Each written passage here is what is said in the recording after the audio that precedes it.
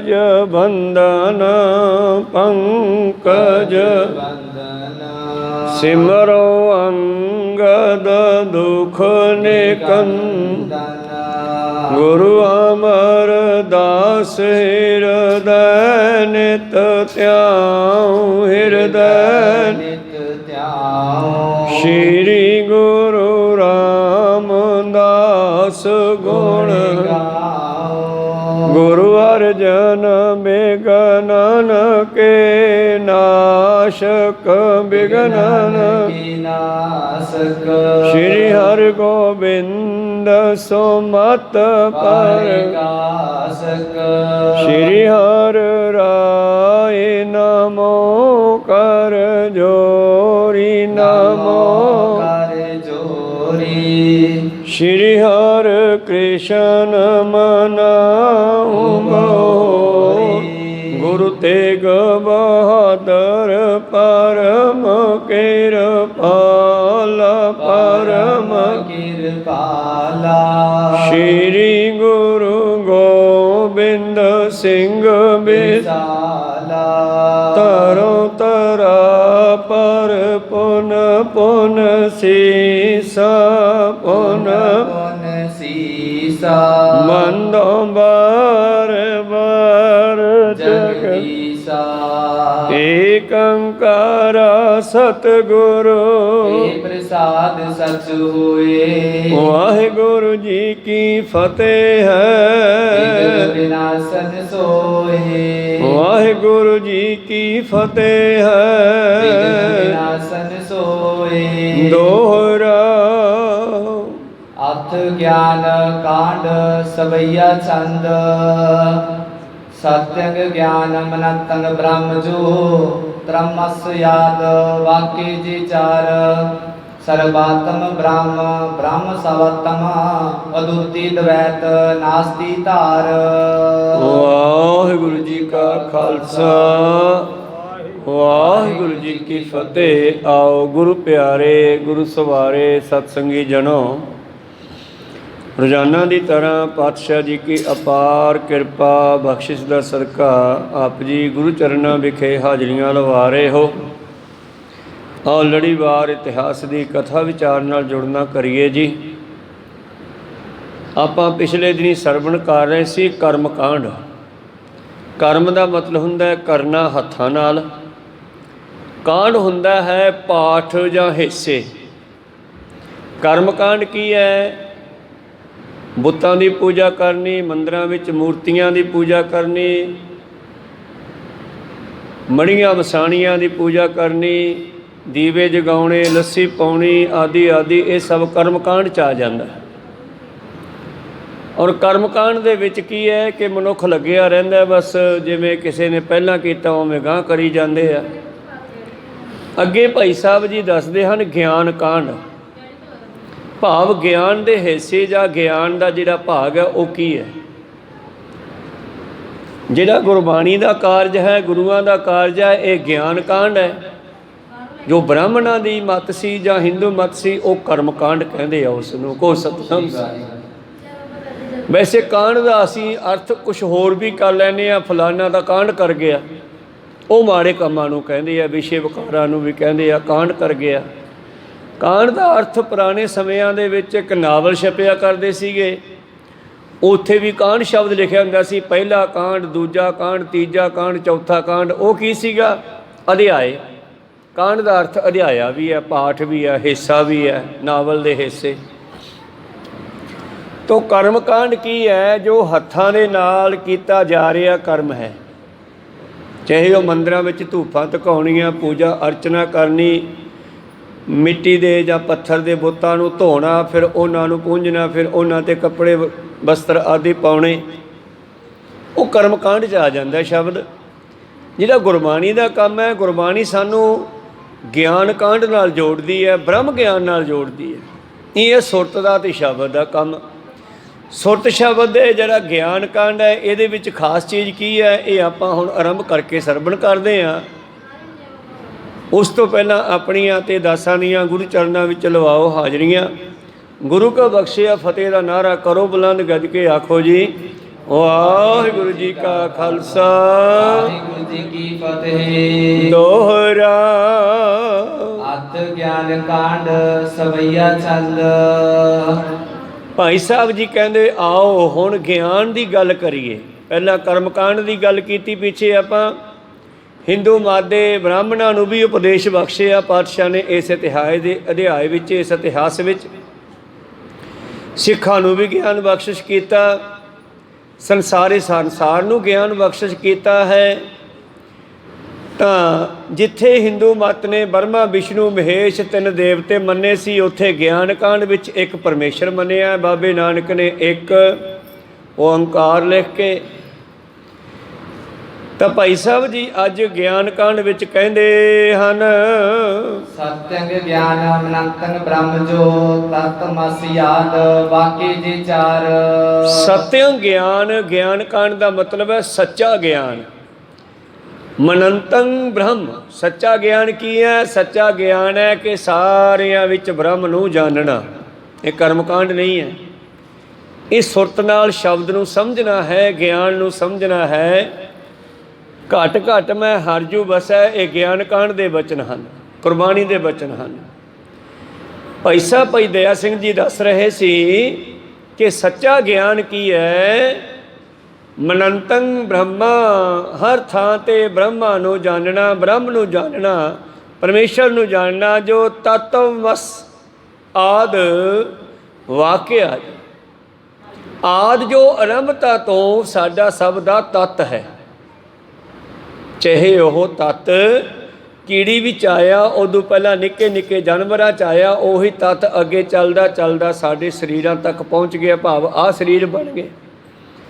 84 ਲੱਖ ਜੂਨ ਦੇ ਵਿੱਚ ਜਿੰਨੇ ਵੀ ਜੀਵ ਹਨ, ਉਹਨਾਂ ਸਾਰਿਆਂ ਵਿੱਚ ਤੱਤ ਇੱਕ ਹੈ। ਆਦ ਵਾਕਿਆ ਜੇ ਚਾਰ ਕਹਿਣ ਲੱਗੇ, ਇਹ ਸੁੰਦਰ ਵਾਕ ਹੈ, ਇਹ ਸੱਚੀ ਗੱਲ ਹੈ, ਇਹ ਸਾਰ ਹੈ ਸੱਚ ਦਾ ਕਿ ਸਾਰਿਆਂ ਵਿੱਚ ਆਤਮਾ ਇੱਕ ਹੈ ਜੀ। ਸਰਵਾਤਮ ਬ੍ਰਹਮ ਬ੍ਰਹਮ ਸਰਵਾਤਮ ਅਦੁੱਤੀ ਦ્વੈਤ ਨਾਸਤੀ ਧਾਰ। ਔਰ ਇਹ ਹੈ ਗੁਰੂ ਨਾਨਕ ਦਾ ਗਿਆਨ। ਭਾਈ ਦਇਆ ਸਿੰਘ ਜੀ ਕਹਿੰਦੇ, ਕਿਉਂਕਿ ਜਿੰਨਾ ਚਿਰ ਸੋਨੇ ਦੇ ਬਰਾਬਰ ਪਿੱਤਲ ਜਾਂ ਪਿੱਤਲ ਦੇ ਕੋਲੇ ਸੋਨਾ ਨਾ ਰੱਖਿਆ ਜਾਵੇ ਤੇ ਦੋਨਾਂ ਦੀ ਪਛਾਣ ਨਹੀਂ ਹੋਇਆ ਕਰਦੀ। ਗੁਰਮਤਿ ਦਾ ਗਿਆਨ ਕਿਉਂ ਉੱਤਮ ਹੈ? ਸਭ ਤੋਂ ਵੱਡਾ ਸਤਿਗੁਰੂ ਨਾਨਕ ਕਿਉਂ ਕਿਹਾ ਗਿਆ? ਕਿਉਂਕਿ ਇੱਥੇ ਮਨੁੱਖ ਨੂੰ ਉਹ ਦੱਸਿਆ ਗਿਆ ਜਿਹਦੇ ਨਾਲ ਇਹਦਾ ਜੀਵਨ ਵਧੀਆ ਬਣ ਸਕੇ। ਇਸ ਕਰਕੇ ਪਾਤਸ਼ਾਹ ਜੀ ਕਹਿੰਦੇ, ਸਰਬਾਤੰ ਬ੍ਰਹਮ, ਸਾਰਿਆਂ ਵਿੱਚ ਬ੍ਰਹਮ ਹੈ। ਬ੍ਰਹਮ ਸਰਬਾਤਮ, ਸਾਰੇ ਬ੍ਰਹਮ ਵਿੱਚ ਹਨ। ਭਾਵ ਜਿਵੇਂ ਆਪਾਂ ਕੱਲ੍ਹ ਗੱਲ ਕਰ ਰਹੇ ਸੀ ਕਿ ਆਪਣੇ ਅੰਦਰ ਵੀ ਬ੍ਰਹਮ ਹੈ ਤੇ ਆਪਣੇ ਬਾਹਰ ਚਾਰ ਛਪੇਰੇ, ਜੋ ਇਹ ਪਲਾੜ ਹੈ, ਜੋ ਖਾਲੀ ਥਾਂ ਹੈ, ਇਹਦੇ ਵਿੱਚ ਵੀ ਬ੍ਰਹਮ ਸਮਾਇਆ ਹੋਇਆ। ਅਦੁੱਤੀ, ਜਿਹਦੇ ਵਰਗਾ ਦੂਜਾ ਕੋਈ ਨਹੀਂ। ਤੇ ਜਿਹਨੇ ਇਸ ਗੱਲ ਨੂੰ ਜਾਣ ਲਿਆ, ਦਵੈਤ ਨਾਸਤੀ ਧਾਰ, ਉਹਦੇ ਅੰਦਰੋਂ ਦਵੈਤ ਖਤਮ ਹੋ ਜਾਣੀ ਆ।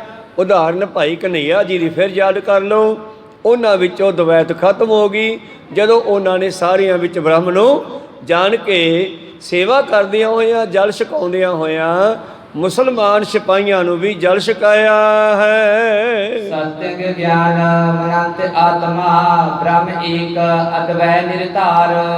ਤੋ ਸੱਚਾ ਗਿਆਨ ਜਿਹੜਾ ਹੈ ਸਾਰਿਆਂ ਵਿੱਚ ਆਤਮਾ ਨੂੰ ਜਾਣਨਾ। ਇਸ ਗੱਲ ਤੇ ਕਬੀਰ ਸਾਹਿਬ ਜੀ ਵੀ ਮੋਹਰ ਲਾਉਂਦੇ ਆ। ਕੀ ਕਹਿੰਦੇ ਨੇ?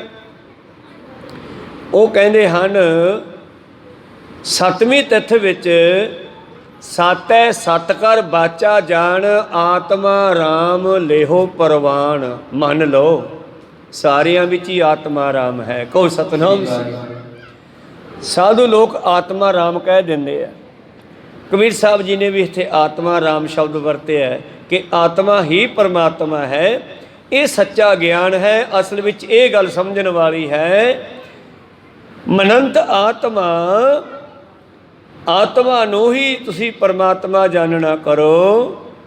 ਬ੍ਰਹਮ ਏਕ ਅਦਵੈ ਨਿਰਧਾਰ, ਜਿਹੜਾ ਇੱਕ ਬ੍ਰਹਮ ਦਵੈਤ ਰਹਿਤ। ਜਿਵੇਂ ਕੱਲ੍ਹ ਆਪਾਂ ਉਹ ਸ਼ਰਾਬੀ ਦੀ ਗੱਲ ਕੀਤੀ ਕਿ ਉਹ ਸ਼ਰਾਬ ਵੇਚਣ ਵਾਲੇ ਕਲਾਲ ਨੂੰ ਵੀ ਗੁਰੂ ਸਾਹਿਬ ਨੇ ਗਲੇ ਲਾਇਆ, ਮਤਲਬ ਕਿ ਸਭ ਦੇ ਵਿੱਚ ਪਰਮੇਸ਼ਰ ਹੈ। ਈ ਟੂ ਜ਼ੈਡ ਆਲ ਵਰਲਡ ਦੇ ਵਿੱਚ ਹੀ ਪਰਮੇਸ਼ਰ ਸਮਾਇਆ ਹੋਇਆ। ਕੋਈ ਵੀ ਐਸਾ ਥਾਂ ਨਹੀਂ ਜਿਹੜਾ ਉਸ ਤੋਂ ਬਗੈਰ ਹੋਵੇ। ਜਿਵੇਂ ਅਸਮਾਨ ਕੈ ਸਮਸਤ ਬੀਚ ਇੱਕ ਜੋਤ ਹੈ, ਨਾ ਬਾਧ ਹੈ ਨਾ ਘਾਟ ਹੈ, ਨਾ ਘਾਟ ਬਾਧ ਹੋਤ ਹੈ। ਇਹ ਸਾਖੀ ਕੱਲ੍ਹ ਜੋ ਆਪਾਂ ਸਰਵਣ ਕੀਤੀ ਕਲਾਲ ਵਾਲੀ, ਤੇ ਗੁਰੂ ਸਾਹਿਬ ਨੇ ਕੀ ਕਿਹਾ, ਗੁਰੂ ਕੇ ਲਾਲ ਵੀ ਹੁੰਦੇ ਹਨ। ਕਲਾਲ ਜੋ ਨਾਮ ਦਾ ਨਸ਼ਾ ਦਿੰਦੇ ਆ, ਨਾਮ ਦਾ ਰਸ ਦਿੰਦੇ ਹੈ, ਤਾਂ ਉਸ ਨੂੰ ਇੱਕ ਉਤਸ਼ਾਹ ਦਿੰਦੇ ਹੋਏ ਉਹਦੇ ਵਿੱਚ ਵੀ ਪਰਮੇਸ਼ਰ ਦੀ ਆਤਮਾ ਨੂੰ ਦੇਖਣਾ ਕੀਤਾ ਹੈ ਤੇ ਸਾਨੂੰ ਇਹ ਕਿਰਤ ਕਰਕੇ ਦੱਸਣਾ ਕੀਤਾ ਹੈ। ਬੁੱਲੇ ਸ਼ਾਹ ਵੀ ਕਹਿੰਦਾ ਮੰਦਰ ਢਾਹ ਦੇ, ਮਸਜਿਦ ਢਾਹ ਦੇ, ਢਾਹ ਦੇ ਜੋ ਕੁਝ ਢਹਿੰਦਾ, ਪਰ ਬੁੱਲਿਆ ਕਹਿੰਦਾ ਦਿਲ ਨਾ ਢਾਈ, ਰੱਬ ਦਿਲਾਂ 'ਚ ਰਹਿੰਦਾ। ਕੋ ਸਤਨਾਮ। ਪਰ ਇਹਦਾ ਮਤਲਬ ਇਹ ਨਹੀਂ ਕਿ ਮੰਦਰ ਮਸਜਿਦਾਂ ਢਾਉਣ ਲੱਗ ਜੀ ਆਪਾਂ, ਕਿਉਂਕਿ ਲੋਕਾਂ ਦਾ ਦਿਲ ਜਿਹੜਾ ਉਹ ਅਕਸਰ ਧਾਰਮਿਕ ਸਥਾਨਾਂ ਨਾਲ ਜੁੜਿਆ ਹੋਇਆ। ਅਕਾਲ ਤਖਤ ਸਾਹਿਬ 'ਤੇ ਹਮਲਾ ਕੀਤਾ ਤੇ ਸਿੱਖ ਜਗਤ ਨੂੰ ਕਿੰਨੀ ਪੀੜਾ ਹੋਈ। ਕੋ ਸਤਨਾਮ। ਇਸੇ ਤਰ੍ਹਾਂ ਹੀ ਆ ਬਾਬਰੀ ਮਸਜਿਦ ਢਾਈ ਗਈ ਤੇ ਮੁਸਲਮਾਨਾਂ ਨੂੰ ਉਸ ਵੇਲੇ ਕਿੰਨਾ ਦੁੱਖ ਹੋਇਆ ਹੋਣਾ। ਤੇ ਜਦੋਂ ਕਿਸੇ ਮੰਦਰ 'ਤੇ ਹਮਲਾ ਕੀਤਾ ਜਾਂਦਾ ਉਦੋਂ ਉਹਨਾਂ ਨੂੰ ਵੀ ਦੁੱਖ ਹੁੰਦਾ ਹੈ। ਮਕਸਦ ਇਹ ਨਹੀਂ ਕਿ ਇੱਟਾਂ ਦੇ ਵਿੱਚ ਕੁਝ ਹੈ ਨਹੀਂ, ਉੱਥੇ ਸਾਡੀ ਆਸਥਾ ਜੁੜੀ ਹੋਈ ਹੈ। ਪਰ ਬੁੱਲਾ ਕਹਿੰਦਾ ਕਿਸੇ ਦਾ ਦਿਲ ਨਾ ਤੋੜੀ, ਜਾਂ ਦਿਲ ਨਹੀਂ ਤੋੜਨਾ ਤੇ ਫਿਰ ਸਭ ਨੂੰ ਇੱਕ ਪਰਮੇਸ਼ਰ ਦੇ ਸਰੂਪ ਜਾਣਨਾ, ਉਹਦੀ ਆਤਮਾ, ਉਹਦੀ ਅੰਸ਼ ਜਾਣਨਾ ਚਾਹੀਏ।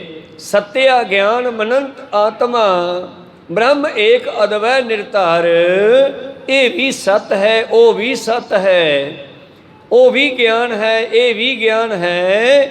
ਇਸ ਤਰ੍ਹਾਂ ਜਾਣਨਾ ਕਰੋ। ਅਦਵੈ ਉਹ ਦਵੈਤ ਰਹਿਤ ਨਿਰਾਧਾਰ। ਨਿਰਾਧਾਰ ਕੀ ਹੁੰਦਾ ਹੈ? ਜਿਵੇਂ ਸਰੋਂ ਦੇ ਤੇਲ ਨੂੰ ਡੋਲੀਏ ਆਪਾਂ ਤੇ ਉਹਦੀ ਧਾਰ ਲਗਾਤਾਰ ਡਿੱਗਦੀ ਹੈ, ਜਿੰਨਾ ਚਿਰ ਉਹ ਮੁੱਕਦਾ ਨਹੀਂ, ਟੁੱਟਦੀ ਨਹੀਂ।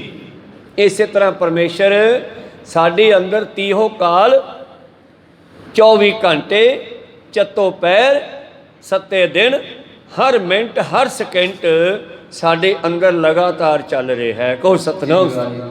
ਕੋਈ ਵੀ ਐਸਾ ਥਾਂ ਨਹੀਂ ਜਿੱਥੇ ਉਹ ਨਾ ਹੋਵੇ।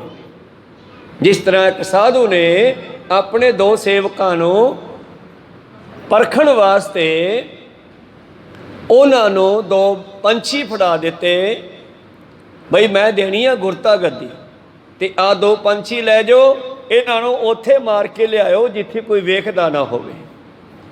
ਇੱਕ ਥੋੜੀ ਦੂਰੀ ਤੇ ਗਿਆ, ਆਸਾ ਪਾਸਾ ਦੇਖਿਆ, ਕੋਈ ਬੰਦਾ ਪਰਿੰਦਾ ਨਾ ਦਿਸਿਆ, ਫੜ ਕੇ ਧੌਣ ਮਰੋੜਤੀ, ਮੁੜਿਆ ਛੇਤੀ, ਕਾਲਾ ਹੋਣਾ ਗੱਦੀ ਲੈਣ ਦਾ। ਤੇ ਮਹਾਂਪੁਰਸ਼ਾਂ ਕੋਲੇ ਬਹਿ ਗਿਆ, ਕਹਿੰਦਾ ਲਓ ਜੀ ਮਾਰ ਲਿਆਂਦਾ, ਕਹਿੰਦੇ ਰੱਖ ਲੈ, ਦੂਜੇ ਨੂੰ ਆ ਜਾਣ ਦੇ। ਕਹੋ ਸਤਨਾਮ। ਇਤਨੇ ਵਾਹਵਾ ਚਿਰ ਬਾਅਦ, ਉਹ ਤਾਂ 4-5 ਘੰਟਿਆਂ ਬਾਅਦ ਮੁੜਿਆ ਤੇ ਜਿਉਂਦਾ ਹੀ ਚੱਕੀ ਆਉਂਦਾ ਤੇ ਕਹਿੰਦੇ ਤੂੰ ਮਾਰ ਕੇ ਨਹੀਂ ਲਿਆਇਆ? ਕਹਿੰਦਾ ਜੀ ਮੈਨੂੰ ਕੋਈ ਐਸਾ ਥਾਂ ਨਹੀਂ ਲੱਭਿਆ ਜਿੱਥੇ ਕੋਈ ਨਾ ਦੇਖਦਾ ਹੋਵੇ। ਕਿਉਂ? ਕਿਸੇ ਵੀ ਕੰਧ ਦੇ ਓਹਲੇ ਹੋ ਜਾਂਦਾ, ਕਿਸੇ ਦਰਖਤ ਦੇ ਓਹਲੇ ਹੋ ਕੇ ਮਾਰ ਸਕਦਾ ਸੀ। ਆ ਦੇਖਾ ਲਾ ਮਾਰ ਵੀ ਲਿਆਇਆ ਮਿੰਟਾਂ 'ਚ। ਕਹਿੰਦਾ ਮਹਾਰਾਜ ਤੁਹਾਡੀ ਗੱਲ ਸੱਤ ਹੈ, ਪਰ ਮੈਂ ਜਿੱਥੇ ਵੀ ਜਾਂਦਾ ਸੀ ਇਹ ਤਾਂ ਮੇਰੇ ਨਾਲ ਸੀ ਨਾ ਜਿਹਨੂੰ ਮਾਰਨਾ ਸੀਗਾ।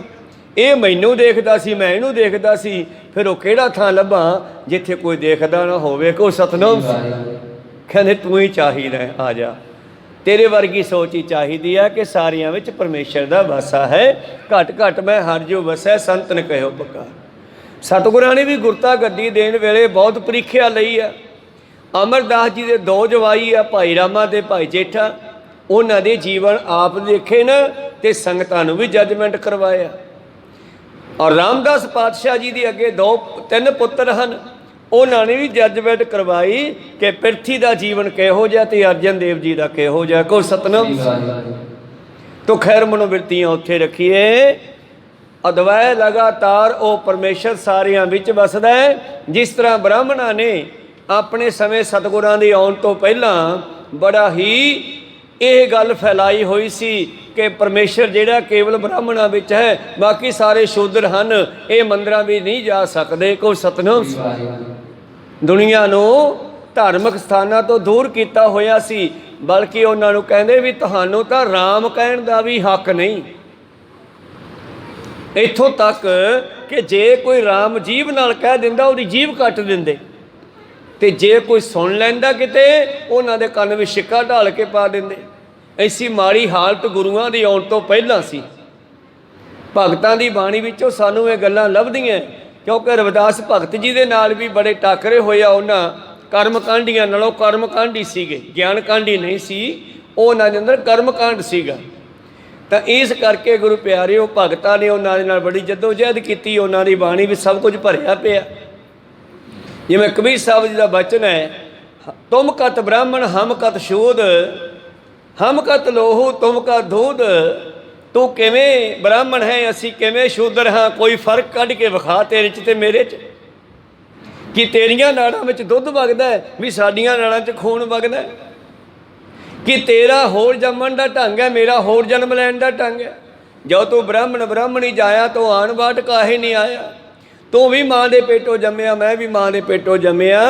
इस करके परमेश्वर ने कोई फर्क नहीं रखिया। मानस की जात सब है एक के पहचान वो, करता करीम सोई राज कर हीम ओही, दूसरो न भेद कोई भूल पर मानवो। इस करके प्रीतम जी कहते सच्चा ज्ञान तो यह है भाई कि वह हर थां ते अद्वैत रहत लगातार है जी। सत्यंग सत्यंग ज्ञानंग ज्ञानंग एक अनंत मनंत विचार। सच्चे तो सच्चा ज्ञान की है, एक अनंत नूं मनना, उस नूं अपने विचारां विच रखना, ऐसा मनना करो जी। एक मेवा द्वितीय ब्रह्म मन है, नाना सत किंचन सोए। इस गल का निश्चय कर लो कि एको ही अदुੱਤੀ ब्रह्म है। भाव परमेश्वर एको ही है, चाहे ਉਹਦੇ बेअंत नाम ਹਨ। एक है अनेक है, अनेक है फिर एक है।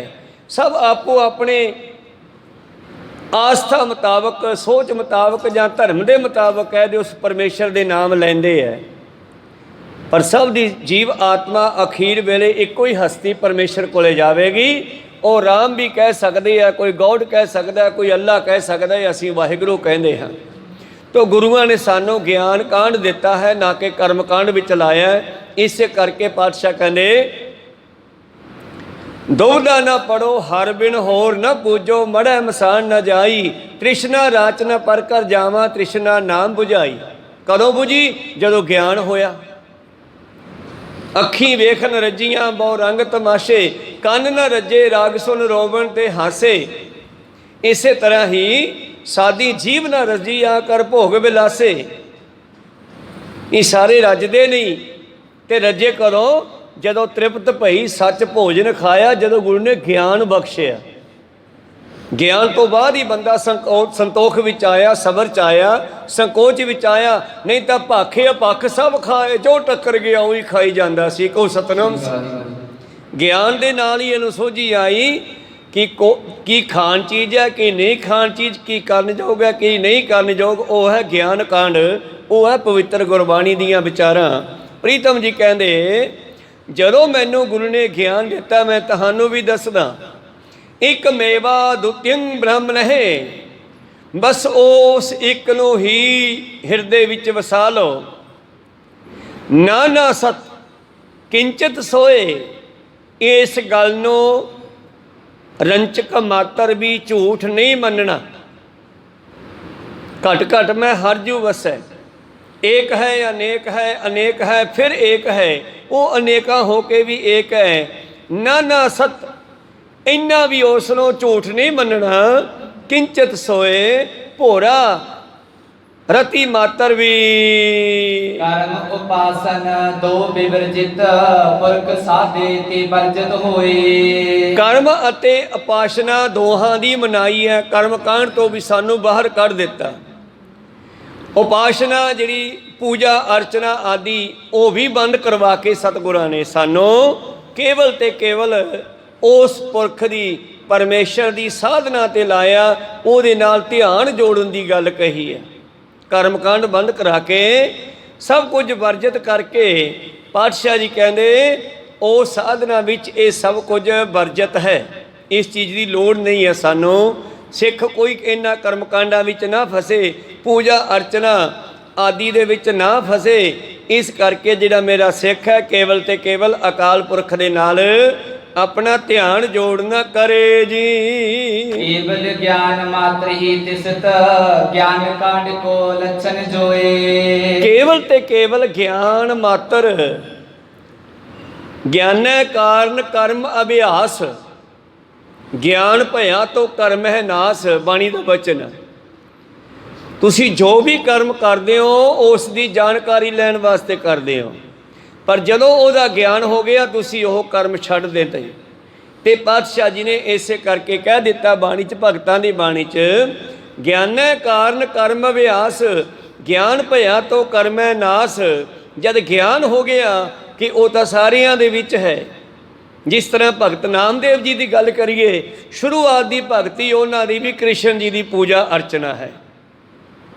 ਸ਼ੁਰੂਆਤ ਵਿੱਚ ਉਹ ਮੰਦਰ ਵਿੱਚ ਜਾਂਦੇ ਨੇ, ਕਿਉਂਕਿ ਬਚਪਨ ਵਿੱਚ ਐਸੀ ਪਰਮੇਸ਼ਰ ਨੇ ਘਟਨਾ ਘਟਾਈ ਕਿ ਉਹਨਾਂ ਦਾ ਮਨ ਮੋਹ ਲਿਆ। ਜਿਸ ਵੇਲੇ ਬਹੁਤ ਹੀ ਅਣਜਾਣ ਸਨ, ਪਹਿਲੀ ਵਾਰ ਉਹਨਾਂ ਦੇ ਬਜ਼ੁਰਗ ਨੇ ਕਿਹਾ, ਪੁੱਤ ਮੈਂ ਚੱਲਿਆ ਘਰਾਂ ਤੇ ਤੂੰ ਠਾਕਰਾਂ ਨੂੰ ਭੋਜ ਲਵਾਈ ਮੰਦਰ ਦੇ ਵਿੱਚ। ਤੇ ਗਾਂ ਕ੍ਰਿਸ਼ਨ ਜੀ ਦੀ ਮੂਰਤੀ ਲੱਗੀ ਸੀ ਮੰਦਰ ਦੇ ਵਿੱਚ। ਤੇ ਭਗਤ ਜੀ ਬੜੇ ਪਿਆਰ ਦੇ ਨਾਲ, ਚਾਅ ਦੇ ਨਾਲ ਗੜਵੀ ਵਿੱਚ ਦੁੱਧ ਪਾਇਆ, ਗੜਵੇ ਵਿੱਚ ਪਾਣੀ ਪਾਇਆ, ਦੁੱਧ ਕਟੋਰਾ ਗੜਵੇ ਪਾਣੀ, ਕੱਪ ਲਗਾਏ ਨਾਮੇ ਦੋਹੇ ਆਣੀ। ਇਹ ਲੈ ਕਰਕੇ ਪਹੁੰਚ ਗਏ ਮੰਦਰ ਵਿੱਚ, ਕਹਿੰਦੇ ਬਹਿ ਗਏ ਸਾਹਮਣੇ। ਹੁਣ ਬੱਚਾ ਭੋਲਾ ਭਾਣ ਸੀ, ਮੈਂ ਪੀਣ ਗਏ, ਮੂਹਰੇ ਰੱਖ ਕੇ ਕਹਿੰਦੇ ਦੁੱਧ ਪੀਓ ਗੋਬਿੰਦਾ ਰਾਏ, ਦੁੱਧ ਪੀਓ ਮੇਰੋ ਮਨਪਤੀ ਆਏ। ਬਾਵਾ ਟਾਈਮ ਟੱਪ ਗਿਆ, ਕੀ ਗੱਲ ਮੇਰੇ ਬਾਪੂ ਤੋਂ ਰੋਜ਼ ਪੀਂਦੇ ਹੋ, ਅੱਜ ਕੀ ਹੋ ਗਿਆ? ਕੋ ਸਤਨਾਮ। ਦੁੱਧ ਪੀਓ ਮੇਰੇ ਮਨਪਤੀ ਆਏ, ਦੁੱਧ ਪੀਓ, ਮੈਂ ਵੀ ਖੁਸ਼ ਹੋਵਾਂ, ਮੇਰਾ ਮਾਲਕ ਵੀ, ਮੇਰਾ ਪਿਤਾ ਵੀ ਖੁਸ਼ ਹੋਵੇਗਾ। ਨਹੀਂ ਤਾਂ ਘਰ ਕੋ ਵਾਪਸ ਆਏ, ਜੇ ਤੁਸੀਂ ਅੱਜ ਨਾ ਭੋਗ ਲਾਇਆ ਨਾ ਪੀਤਾ ਤਾਂ ਮੇਰਾ ਬਾਪੂ ਗੁੱਸੇ ਹੋਊਗਾ, ਉਹਨੇ ਭੇਜਿਆ ਅੱਜ ਮੈਨੂੰ ਘਰਾਂ ਗਿਆ ਉਹ। ਨਹੀਂ ਤਾਂ ਘਰ ਕੋ ਵਾਪਸ ਆਏ। ਇਹ ਤਾਂ ਜਿੱਦ ਪੈ ਗਈ ਆ ਬੱਚਿਆਂ ਵਾਲੀ। ਜਿੱਦ ਵਾਲੀ ਗੱਲ ਵੀ ਸੀਗੀ, ਕਿਉਂਕਿ ਪਤਾ ਹੀ ਨਹੀਂ ਸੀਗਾ ਬਈ ਦੁੱਧ ਉੱਥੇ ਰੱਖ ਕੇ ਆ ਜਾਣਾ। ਇਹ ਤਾਂ ਪਿਆ ਕੇ ਮੁੜਨ ਦੀ ਇਰਾਦਾ ਧਾਰ ਕੇ ਬਹਿ ਗਏ। ਨਾਮੇ ਦੇਖ ਨਰਾਇਣ ਹੱਸੇ, ਏਕ ਭਗਤ ਮੇਰਾ ਹਿਰਦੈ ਵਸੇ। ਜਦੋਂ ਵਾਹਵਾ ਚਿਰ ਉੱਥੇ ਬੈਠੇ ਰਹੇ ਤੇ ਅਖੀਰ ਉੱਥੇ ਪਰਮੇਸ਼ਰ ਨੂੰ ਆਉਣਾ ਪਿਆ, ਉਹਦੀ ਭਗਤੀ ਭਾਵਨਾ ਦੇਖ ਕੇ। ਕਹੋ ਸਤਨਾਮ। ਬਸ ਇਹ ਭਗਤੀ ਹੀ ਮੈਨੂੰ ਚੰਗੀ ਲੱਗਦੀ ਹੈ ਭਗਤਾ। दूध पियाए भगत घर गया, नामे हर का दर्शन भया। उदन कहने परमेश्वर ने प्रगट होकर दुध पी आते ते भगत जी नूं एक दर्शन होए जिहड़े जिंदगी भर नहीं उन्होंने भुले। हुण हर थां ते उन्होंने उही दर्शन होण लगे। 72 वारी दर्शन होए भगत जी नूं। तुरे जा रहे आ इसे ही भगती ते। इन्हां नूं अगे जाके गुरु भी मिलिया। पहला भी गुरु मिले, वड्डे भाग जद हुंदे आ, फिर कोई रब दे प्यारियां दी संगत हुंदी है। पूर्व कर्म अंकुर जा प्रगटे, भेटिओ पुरख रसक बैरागी। छोटे जद बचपन विच पढ़दे सी ना, पहली दूजी च स्कूल च, ते बच्चों के सिर कोने मोने हुंदे सी उदों, क्योंकि हिंदू मत विच उदों यह रूटीन चल पिया सीगा केस कट्टण दा। ते सारे बच्चे बैठे आ ते मास्टर जिहड़ा सीगा उहदा नाम सी गोरा घुमियार। ਤੇ ਗੋਰਾ ਘੁਮਿਆਰਾ ਠੋਲੇ ਮਾਰਨ ਲੱਗ ਗਿਆ ਬੱਚਿਆਂ ਦੇ ਸਿਰ 'ਚ, ਜਾਂਦਾ ਜਾਂਦਾ ਤੁਰਦਾ ਕਲਾਸ ਦੇ ਵਿੱਚੋਂ। ਬਾਕੀ ਬੱਚੇ ਤਾਂ ਨਾ ਬੋਲੇ ਤੇ ਨਾਮਦੇਵ ਜੀ ਬੋਲ ਪਏ, ਕਹਿੰਦੀ ਅਸੀਂ ਕੋ ਤੌੜੇ ਆ ਜਿਹਨੂੰ ਠੋਲੇ ਮਾਰ ਕੇ ਵੇਖਦਾ। ਕਹੋ ਸਤਨਾਮ। ਉਹ ਕਹਿੰਦੇ ਇਹ ਕੁਛ ਬਣੂਗਾ ਜ਼ਰੂਰ। ਕਹੋ ਸਤਨਾਮ। ਬਾਕੀਆਂ ਨੂੰ ਕਹਿੰਦੇ ਇਹ ਵੀ ਕੱਚਾ, ਇਹ ਵੀ ਕੱਚਾ, ਇਹ ਵੀ ਕੱਚਾ। ਜਾਂ ਨਾਮਦੇਵ ਦੇ ਮਾਰੇ ਉਹ ਕਹਿੰਦਾ ਅਸੀਂ ਕੋ ਤੌੜੇ ਆ, ਅਸੀਂ ਕੋ ਘੜੇ ਆ, ਸਾਡੇ ਠੋਲੇ ਮਾਰਦੇ ਹੋ। ਕਹਿੰਦੇ ਇਹ ਜ਼ਰੂਰ ਕੁਛ ਬਣੂਗਾ ਅੱਗੇ ਜਾ ਕੇ। ਕਹੋ ਸਤਨਾਮ। ਕਿਉਂਕਿ ਤਰਕ ਕਰਨਾ ਵੀ ਹਰੇਕ ਦਾ ਕੰਮ ਨਹੀਂ, ਹਰੇਕ ਦੀ ਜ਼ਰੂਰਤ ਨਹੀਂ ਤਰਕ ਕਰਨਾ। ਕਿਸੇ ਝੂਠ ਦੇ ਉੱਤੇ, ਕਰਮਕਾਂਡ ਦੇ ਉੱਤੇ, ਪਖੰਡ ਦੇ ਉੱਤੇ ਕੋਈ ਬਿਰਲਾ ਬਿਰਲਾ ਹੀ ਕਰਦਾ। ਤੇ ਅੱਗੇ ਜਾ ਕੇ ਭਗਤ ਜੀ ਨੂੰ ਉਸਤਾਦ ਮਿਲਿਆ।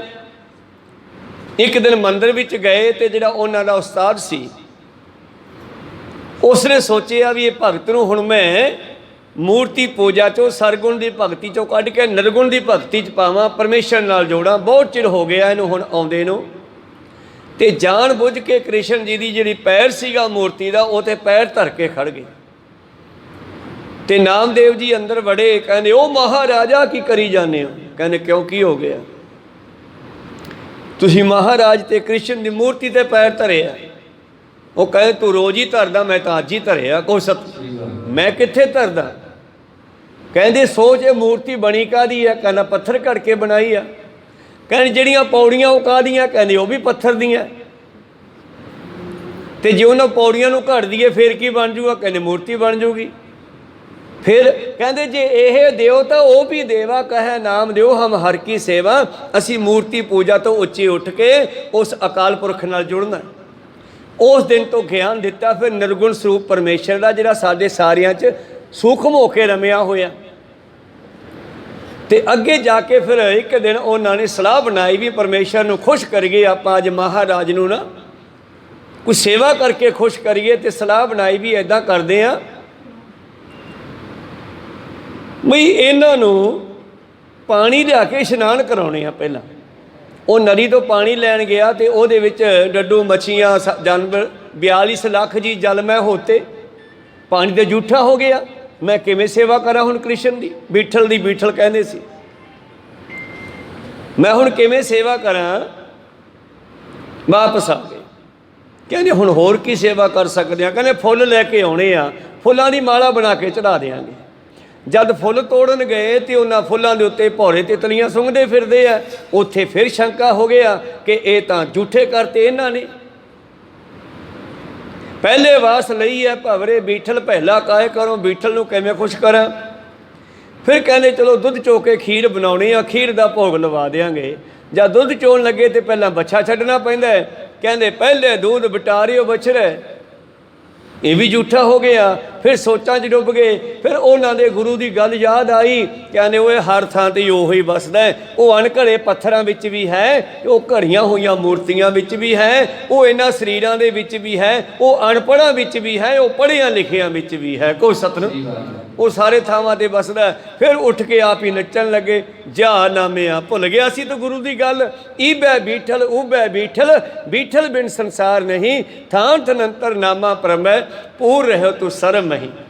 ਤਾਂ ਉਹ ਗੱਲ ਇੱਥੇ ਭਾਈ ਸਾਹਿਬ ਜੀ ਦੱਸਦੇ ਹਨ ਕਿ ਇੱਕ ਮੇਵਾ ਦੁਤਿਯੰ ਬ੍ਰਹਮ ਨਹੀਂ, ਬਸ ਸਾਰਿਆਂ ਵਿੱਚੋਂ ਇੱਕੋ ਸਮਾਇਆ ਹੋਇਆ ਹੈ।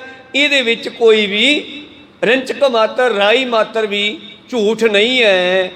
ਪਾਤਸ਼ਾਹ ਜੀ ਕਹਿੰਦੇ ਕਰਮ ਉਪਾਸਨ ਦੋ ਵਿਵਰਜਿਤ, ਪੁਰਖ ਸਾਧੇ ਤੇ ਵਰਜਿਤ ਹੋਏ। ਕਰਮ ਕਾਂਡ ਕਰਨੀ, ਪੂਜਾ ਅਰਚਨਾ ਆਦਿ ਬੰਦ ਕਰਕੇ ਤੁਸੀਂ ਪਰਮੇਸ਼ਰ ਦੇ ਨਾਲ ਜੁੜਨਾ ਕਰੋ, ਸਾਧਨਾ ਕਰੋ। ਕੇਵਲ ਗਿਆਨ ਮਾਤਰ ਹੀ ਤ੍ਰਿਸਤ, ਗਿਆਨ ਕਾਂਡ ਕੋ ਲੱਛਣ ਜੋਏ। ਤੇ ਜਿੱਦੇ ਗਿਆਨ ਹੋ ਗਿਆ ਉਹਦੇ ਹੀ ਤੁਸੀਂ ਰੱਜ ਜਾਣਾ, ਤੁਹਾਨੂੰ ਸੋਝੀ ਆ ਜਾਣੀ ਹੈ। ਗਿਆਨ ਦਾ ਇਹ ਲੱਛਣ ਹੈ। ਜਿਸ ਤਰ੍ਹਾਂ ਪ੍ਰੀਤਮ ਦਾ ਬਚਨ ਹੈ, ਦੀਵਾ ਬਲੇ ਅੰਧੇਰਾ ਜਾਏ।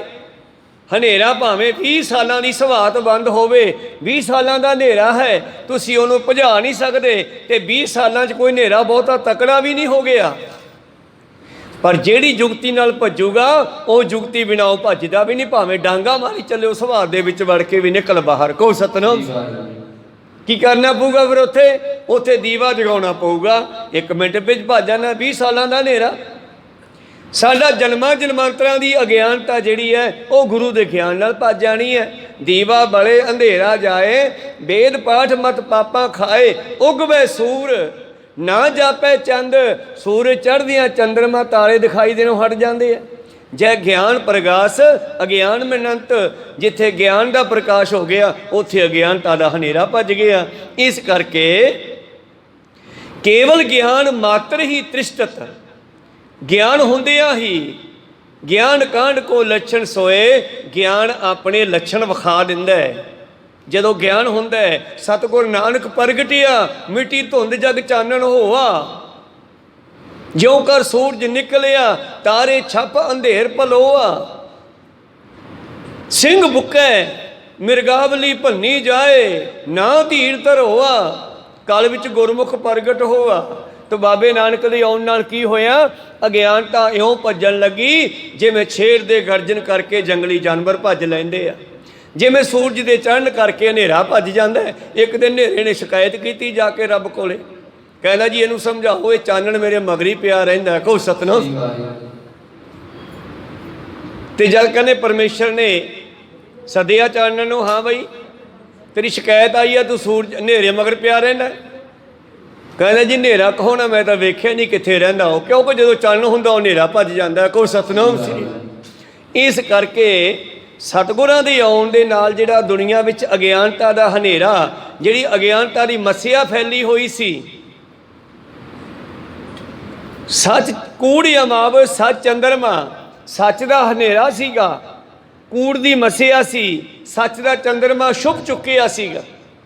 ਕੂੜ ਅਮਾਵ ਸੱਚ ਚੰਦਰਮਾ ਦੀਸੈ ਨਾਹੀ ਕਹਿ ਚੜਿਆ, ਹਉ ਭਾਲ ਬਿਕੁੰਨੀ ਹੋਈ ਅੰਧੇਰੇ ਰਾਹੋ ਨ ਕੋਈ, ਰਾਜੇ ਸ਼ੀਹੀ ਮੁਕੱਦਮ ਕੁੱਤੇ ਜਾਏ ਜਗਾਨ ਬੈਠੇ ਸੁੱਤੇ। ਪਰਜਾ ਅੰਧੀ ਗਿਆਨ ਬਿਨ, ਗਿਆਨ ਤੋਂ ਬਗੈਰ ਪਰਜਾ ਅੰਨੀ ਆ। ਆ ਮੰਤਰੀ ਆਪਾਂ ਨੂੰ ਕਿੰਨਾ ਲੁੱਟਦੇ ਆ, ਬਸ ਨੇੜੇ ਜੇ ਵੋਟਾਂ ਜਾ ਕੇ ਸ਼ੋਸ਼ੇ ਵਿਖਾਉਂਦੇ ਆਏ ਕਿ ਸਾਰੇ ਬੱਚਿਆਂ ਨੂੰ ਮੋਬਾਈਲ ਦੇ ਦਿਆਂਗੇ, ਤੇ ਸਾਰੇ ਬੱਚਿਆਂ ਨੇ ਵੋਟਾਂ ਪਾਤੀਆਂ। ਕਹੋ ਸਤਨਾਮ। ਐਤਕੀ ਸਾਨੂੰ ਆਹ ਦੇਵਾਂਗੇ, ਬਸ ਅਸੀਂ ਉਹ ਅਗਿਆਨਤਾ ਕਰਕੇ ਫਿਰ ਫਸ ਜਾਂਦੇ ਹਾਂ, ਫਿਰ 5 ਸਾਲ ਰੋਈ ਜਾਂਦੇ ਹਾਂ ਵੀ ਬਹੁਤ ਮਾੜੀ ਗੱਲ ਹੋ ਗਈ, ਆਹ ਤਾਂ ਕੰਮ ਖਰਾਬ ਕਰ ਲਿਆ। ਕਹੋ ਸਤਨਾਮ। ਗਾਹਾਂ ਨੇੜੇ ਜਾ ਕੇ ਫਿਰ ਕੁਛ ਨਾ ਕੁਛ ਇਹੋ ਜਿਹਾ ਕਾਰਜ ਕਰ ਦਿੰਦੇ ਹੈ। ਤਾਂ ਇਹਦੇ ਨਾਲ ਕੀ ਹੁੰਦਾ, ਫਿਰ ਸਿਸਟਮ ਜਿਹੜਾ ਹੈ, ਪਰਜਾ ਅੰਧੀ ਗਿਆਨ ਬਿਨ ਹੈ ਕਰਦੀ ਸੁਣੀ ਲੁਕਾਈ। ਅਗਿਆਨਤਾ ਦੇ ਕਾਰਨ ਹੀ ਦੁਨੀਆ ਲੁੱਟੀ ਜਾਂਦੀ ਹੈ, ਗਿਆਨ ਦੇ ਕਾਰਨ ਹੀ ਬਚ ਸਕਦੇ ਹਾਂ। ਤਾਂ ਮੇਰੇ ਪ੍ਰੀਤਮ ਜੀ ਕਹਿੰਦੇ ਕੇਵਲ ਤੇ ਕੇਵਲ ਗਿਆਨ ਮਾਤਰ ਹੀ ਤ੍ਰਿਸ਼ਟਤ ਗਿਆਨ ਕਾਂਡ ਕੇ ਲੱਛਣ ਜੋਏ। ਗਿਆਨ ਕਾਂਡ ਉਪਨਿਸ਼ਦ ਕਹੇ ਸਭ ਵੇਦ ਅੰਤ ਵੇਦਾਦਿਕ ਹੋਏ। ਇਹ ਗਿਆਨ ਕਾਂਡ ਹੈ ਜਿਹੜਾ, ਇਹ ਵੀ ਵੇਦਾਂ ਵਿੱਚ ਕਿਹਾ ਗਿਆ ਹੈ। ਜਿਨ੍ਹਾਂ ਨੇ ਇਹਨੂੰ ਸਮਝ ਲਿਆ ਉਹ ਵੇਦਾਂ ਦਾ ਵੇਦਾਂਤੀ ਬਣ ਗਿਆ ਜੀ। ਜੈਲੋ ਪੁਰਖ ਸਾਧੇ ਕਰਤਵਯੰ ਪੁਰਬ ਮਾਸਾ ਕਰੇ ਬਖਾਨ। ਪਾਤਸ਼ਾਹ ਜੀ ਕਹਿੰਦੇ ਹੁਣ ਵੇਦ ਦੇ ਵੇਦਾਂਤ ਦਾ ਫਰਕ ਜਿਨ੍ਹਾਂ ਨੇ ਸਮਝ ਲਿਆ, ਵੇਦਾਂ ਦਾ ਤੇ ਵੇਦਾਂਤੀ ਦਾ। ਵੇਦਾਂਤੀ ਕੌਣ ਹੈ? ਜਿਹਨੇ ਵੇਦਾਂ ਦੀ ਗੱਲ ਨੂੰ ਹਿਰਦੇ ਵਿੱਚ ਧਾਰ ਲਿਆ। ਜਿਵੇਂ ਇਸੇ ਗੱਲ ਨੂੰ ਸਮਝਣ ਵਾਸਤੇ ਸ਼ਬਦ ਸੁਣ ਲਓ ਬਾਣੀ ਦਾ, ਸੱਚੋਂ ਉਰੇ ਸਭ ਕੋ ਉੱਪਰ ਸੱਚ ਅਚਾਰ। ਸੱਚ ਤੋਂ ਥੱਲੇ ਆ ਸਾਰੇ, ਪਰਮੇਸ਼ਰ ਸੱਚ ਆ, ਉਹ ਸਭ ਤੋਂ ਉੱਪਰ ਹੈ। ਉਦੋਂ ਉੱਪਰ ਕੋਈ ਹੈ? ਕਹਿੰਦੇ ਹਾਂ, ਜਿਹਨੇ ਸੱਚ ਨੂੰ ਧਾਰਨ ਕਰ ਲਿਆ ਉਹ ਉਦੋਂ ਵੀ ਉੱਪਰ ਹੋ ਗਿਆ। ਕਹੋ ਸਤਨਾਮ। ਵੇਦਾਂਤੀ ਕੌਣ ਹੈ? ਜਿਹਨੇ ਵੇਦਾਂ ਗ੍ਰੰਥਾਂ ਦੀ ਗੱਲ ਨੂੰ ਜੀਵਨ ਵਿੱਚ ਚਲਾ ਲਿਆ, ਧਾਰਨ ਕਰ ਲਿਆ। ਜਿਨ੍ਹਾਂ ਨੇ ਵੇਦ ਅਤੇ ਵਿਧਾਨ ਦਾ ਫਰਕ ਸਮਝ ਲਿਆ, ਉਹ ਇਨਸਾਨ ਜਿਹੜਾ ਹੈ ਸਾਧਨਾ ਜੋ ਕਰਤੱਵ ਹੈ ਉਹ ਹੀ ਸਾਧਨਾ ਕਰ ਸਕਦਾ ਹੈ। ਭਾਵ ਸੋ ਸਿੱਖ ਸਖਾ ਬੰਧ ਪਹਿ ਭਾਈ। ਇਸੇ ਗੱਲ ਨੂੰ ਸਮਝਣ ਵਾਸਤੇ ਤੀਜੇ ਪਾਤਸ਼ਾਹ ਦਾ ਬਚਨ, ਸੋ ਸਿੱਖ ਸਖਾ ਬੰਧ ਪਹਿ ਭਾਈ। ਜੇ ਗੁਰ ਕੇ ਭਾਣੇ ਵਿੱਚ ਆਵੇ ਆਪਣੇ ਭਾਣੇ ਜੋ ਚੱਲੇ ਭਾਈ। ਵਿਛੜ ਚੋਟਾਂ ਖਾਵੇ ਬਿਨ ਸਤਿਗੁਰ ਸੋ ਕਦੇ ਨਾ ਪਾਵੇ ਭਾਈ। ਫਿਰ ਪਛੋਤਾਵੇ। ਇਸ ਕਰਕੇ ਗੁਰੂ ਗ੍ਰੰਥ ਸਾਹਿਬ ਸਾਡੇ ਕੋਲ ਹੈ। ਅਸੀਂ ਸਾਰੇ ਕਹਿੰਦੇ ਹਾਂ ਕਿ ਅਸੀਂ ਗੁਰੂ ਗ੍ਰੰਥ ਸਾਹਿਬ ਨੂੰ ਮੰਨਦੇ ਹਾਂ, ਸਾਰੇ ਮੱਥਾ ਟੇਕਦੇ ਹਾਂ, ਪਰ ਗੁਰੂ ਗ੍ਰੰਥ ਸਾਹਿਬ ਦੀ ਕਿੰਨੇ ਮੰਨਦੇ ਆ ਉਹਦੀ ਗੱਲ ਕਰੀਏ ਅਸਲ ਵਿੱਚ। ਕਹੋ ਸਤਨਾਮ। ਗੁਰੂ ਗ੍ਰੰਥ ਸਾਹਿਬ ਦੀ ਗੱਲ ਨੂੰ ਮੰਨਣ ਵਾਲਿਆਂ ਦੀ ਗੱਲ ਕਰੀਏ।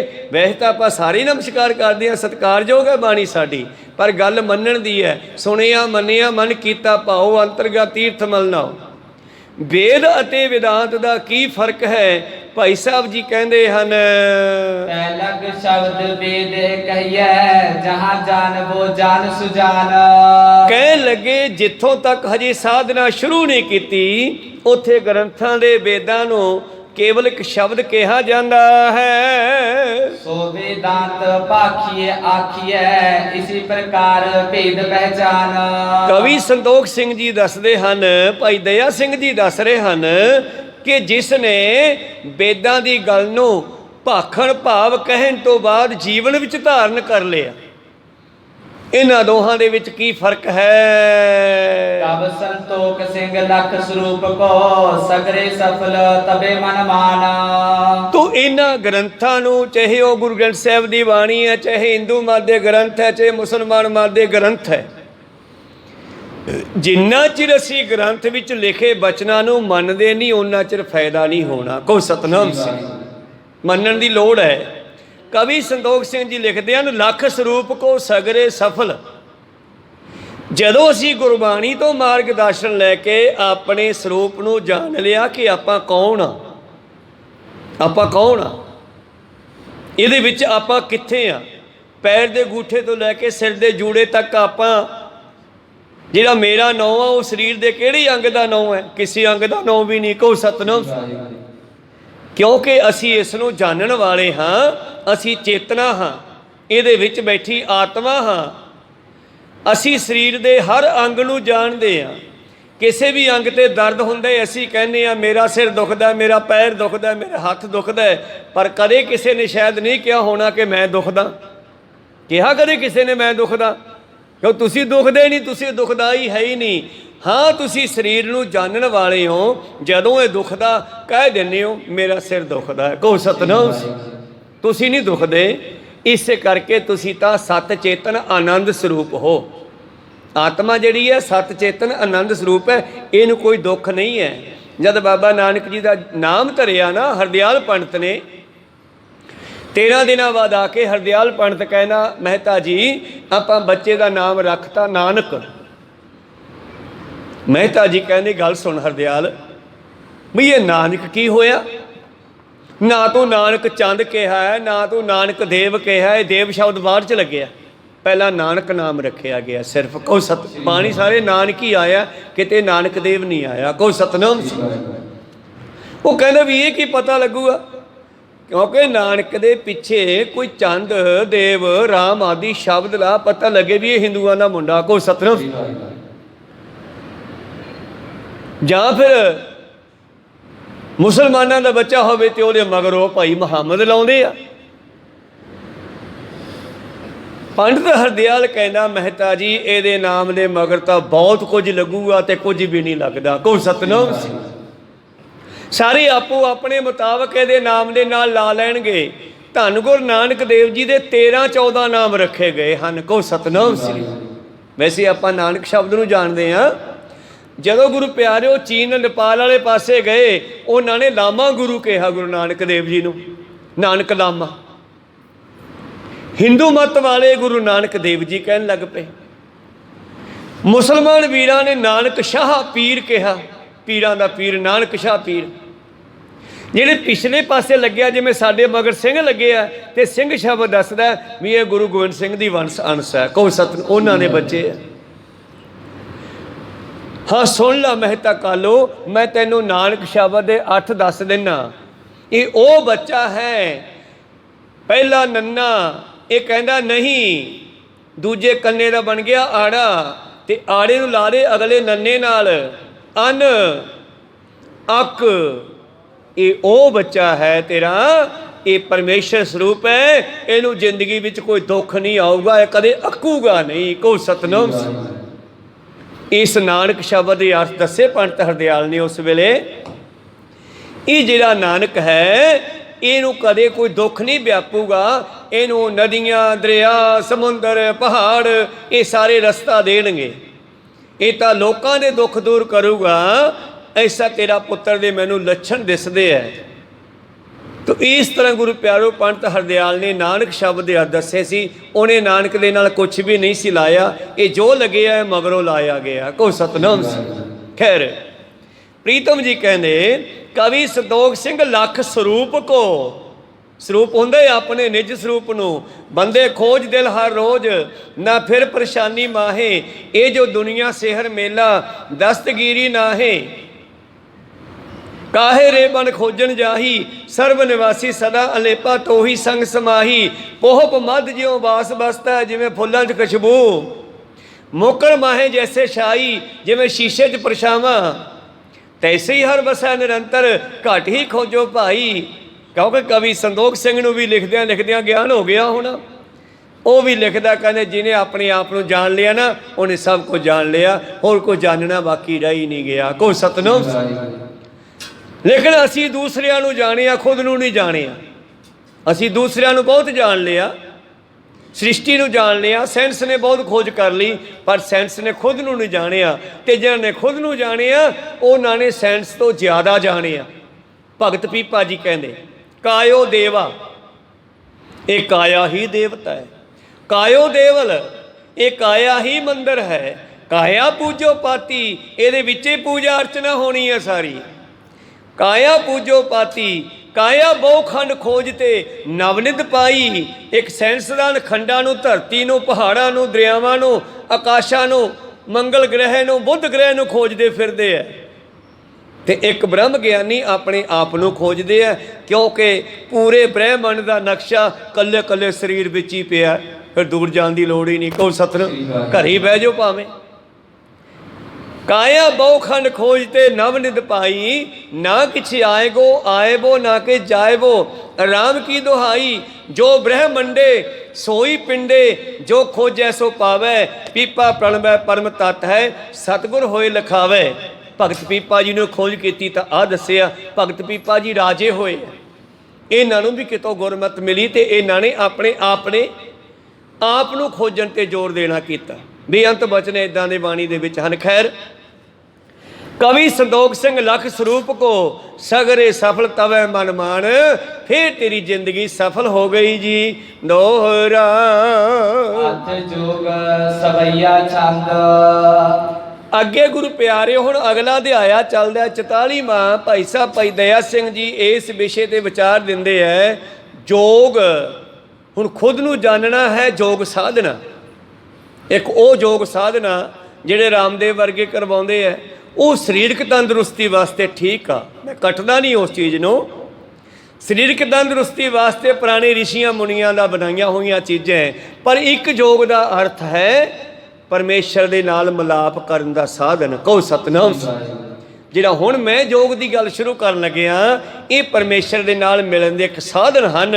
ਉਹ ਕੀ ਸਾਧਨ ਹਨ? ਯੋਗ ਦੀਆਂ ਵਿਚਾਰਾਂ ਭਾਈ ਸਾਹਿਬ ਜੀ ਕਹਿੰਦੇ ਦੱਸਣਾ ਕਰਦਾ ਹਾਂ। ਅੰਗ ਜੋਗ ਕੇ ਅਸ਼ਟ ਗਨਿਜ ਹੈ, ਜਮ ਅਰ ਨੇਮ ਸੋ ਆਸਨ ਤੀਨਾ। ਯੋਗ ਦੇ 8 ਅੰਗ ਹਨ, ਭਾਵ ਇਹ 8 ਕੰਮ ਕਰਨੇ ਪੈਣਗੇ, ਫੇਰ ਪਰਮੇਸ਼ਰ ਨਾਲ ਜੁੜ ਸਕਦਾ ਹੈ। ਜਿਸ ਵੇਲੇ ਧੰਨ ਗੁਰੂ ਨਾਨਕ ਦੇਵ ਜੀ ਮਹਾਰਾਜ ਗਏ ਸੰਗਲਾ ਦੀਪ ਦੇ ਵਿੱਚ, ਰਾਜੇ ਸ਼ਿਵਨਾਮ ਨੂੰ ਮਿਲੇ। ਬੜੀ ਖੋਜ ਸੀ ਉਸ ਦੀ ਬਾਬੇ ਜੀ ਨੂੰ ਮਿਲਣ ਦੀ, ਤੇ ਜਦੋਂ ਬਾਬਾ ਨਾਨਕ ਮਿਲੇ, ਮੈਂ ਉੱਥੋਂ ਦੀ ਗੱਲ ਹੀ ਕਰਾਂ, ਯੋਗ ਤੇ ਪਹੁੰਚ ਕੇ ਹੀ ਰਾਜਾ ਸ਼ਿਵਨਾਮ ਕਹਿੰਦਾ ਜੀ ਮੈਨੂੰ ਵੀ ਮਿਲਾਓ ਪਰਮੇਸ਼ਰ ਨਾਲ। ਬਾਬਾ ਜੀ ਕਹਿੰਦੇ ਮਿਲਣ ਦੇ 2 ਢੰਗ ਹੈ, ਦੱਸ ਕਿਵੇਂ ਮਿਲਾਵਾਂ? ਕਹਿੰਦੇ ਜੀ ਉਹ ਕਿਹੜੇ 2 ਢੰਗ ਹੈ? ਕਹਿੰਦੇ ਇੱਕ ਹੱਠ ਯੋਗ ਹੈ, ਇੱਕ ਸਹਿਜ ਯੋਗ ਹੈ। ਮਹਾਰਾਜ ਹੱਠ ਯੋਗ ਕਿਹੜਾ? ਹੱਠ ਯੋਗ ਹੈ ਜਿਹੜੇ ਜੋਗੀ ਲੋਕ ਕਰਦੇ ਆ, ਗੋਰਖਨਾਥ ਵਰਗੇ ਤੇ ਹੋਰ ਲੋਕ। ਹੱਠ ਯੋਗ ਹੁੰਦਾ ਜ਼ੋਰ ਦਾ ਕੰਮ, ਹੱਠ ਨਾਲ ਰੱਬ ਨੂੰ ਮਿਲਣ ਦੀ ਕੋਸ਼ਿਸ਼ ਕਰਨੀ। ਇੱਕ ਹੈ ਸਹਿਜ ਯੋਗ, ਉਹ ਹੈ ਬਾਬੇ ਨਾਨਕ ਦਾ ਹਸੰਦਿਆਂ ਖਿਲੰਦਿਆਂ ਪਹਿਨੰਦਿਆਂ ਖਵੰਦਿਆਂ ਵਿੱਚੇ ਹੋਵੇ ਮੁਕਤ, ਨਾਨਕ ਸਤਿਗੁਰ ਭੇਟਿਆ ਐਸੀ ਹੋਵੇ ਜੁਗਤ। ਇੱਕ ਇਹ ਯੋਗ ਹੈ। ਅਸ਼ਟ ਆਪਣਾ ਰਾਜਾ ਕਹਿਣ ਲੱਗਿਆ, ਸ਼ਿਵਨਾਮ ਕਹਿੰਦਾ ਜੀ ਮੈਨੂੰ ਦੋਨਾਂ ਦੇ ਬਾਰੇ ਦੱਸ ਦਿਓ। ਚੱਲ ਕਹਿੰਦੇ ਆਪਾਂ ਦੋਨਾਂ ਦੇ ਬਾਰੇ ਦੱਸ ਦਿੰਦੇ ਆ।